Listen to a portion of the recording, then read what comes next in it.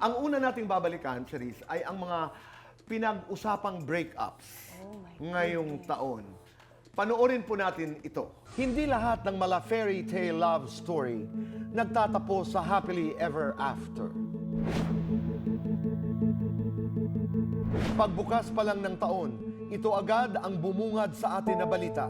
Ikalawang araw pa lamang po ng 2025, maingay agad ang showbiz dahil sa balitang hiwalayan ni Barbie Forteza at Jack Roberto. Ikinagulat din ng marami ang breakup ni Sam Milby at Catriona Gray. If people think that it's been easy for me, it has.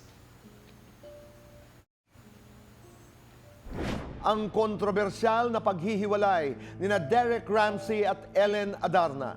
Naglabas siya ng sunod-sunod na pahayag at screenshot sa Instagram kung saan binunyag niya that Derek was allegedly involved with another woman during the early stage of their relationship. At ilan pang breakups na hindi rin natin inasahan. Well, we're going through a bump right now and we're not speaking. So let's see if that bump will last or we'll speak again. Did you cheat on her? No, Tito Boy. Sobrang proud akong sabihin yun na no. Oo, hindi. Kayo ba ni Paul Salas ay nagkahiwalay na? Opo, hiwalay na kami dito. Yung bakit, I think, it's better if you hear from him.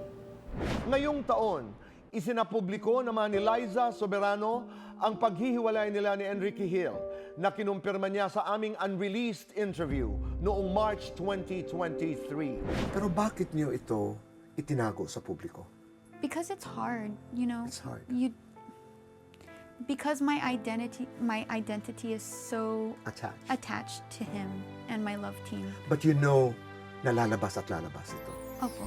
But in every heartbreak, there is healing. Kung makakapagsalita ang iyong puso ngayon, anong sasabihin niya? She is healed.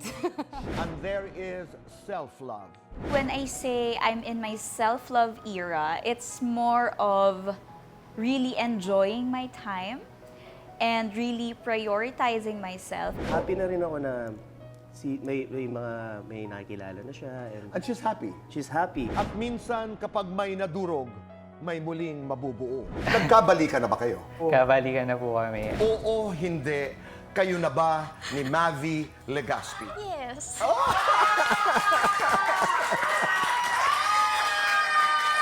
Patungo sa bagong simula. Kinumpirma ni Carla that she is indeed engaged. Are you excited to fall in love again? I will never ever give up on love. Never ever. Napakaganda naman ang linyang yon. Yes. Hindi ako mapapagod sa kai-in love. Dapat. Dapat, oo. Oo. Dapat kaya mo ulit magsimula. Takes a lot of parang meditation, and takes a lot of experience, and takes a lot of maturity to be able to say that. Kasi pag nasa kalagitnaan ka ng pain, blurred talaga ang vision mo, di ba? At saka, katulad ng sabi nga ni Sam Milby, no breakup is easy. Oo. Di ba? Ang hirap pagpaalam. Kahit pa nga okay pa yung breakup nyo, di ba? Parang okay kami, we're friends. Oo, eh. Pero syempre, ang tagal nyo magkasama eh. Ang Tama. dami mo ring magandang memories. For sure, kung okay yung ano nyo, matatandaan mo lagi. And sa breakup, Tito Boy, ang nakakaano nga, I remind people na huwag nyo lang isipin yung mga mali, yung bad memories. Huwag nyo rin kalimutan yung good memories. Tama. Oo. Para wala kayong daladalang sobrang galit. Yung sakit lang. Pero yung galit, mas madali kayo makamove on from it. Di ba, Tito Boy? Tama. At naniniwala ako na ang laki-laki ng tulong ng panahon, it really heals. Ikaw this year also, you were granted your annulment. Opo, Tama? Noong January. Daming nangyari, no? How did it feel? Was that a sense of what? Yun nga, Tito, Liberation?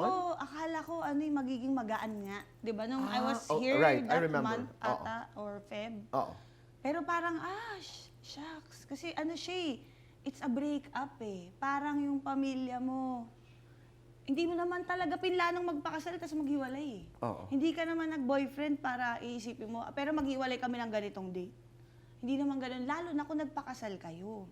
'Di ba? Kaya ano din yung sa mga tao na parang ang dami nilang speculations, yung mga hindi naman kasali doon sa pamilya, tas nakikisali, nakikicomment. Hindi talaga natin alam lahat ng nangyayari sa buhay ng tao, kahit sa best friend mo yan. Hindi naman nila kinukwento sa'yo paano siya mag-ahit ng kilikili. Marami kang hindi alam. Tama. So, hindi tayo pwede quick to judge Judge. and i-publicize natin yung opinion natin.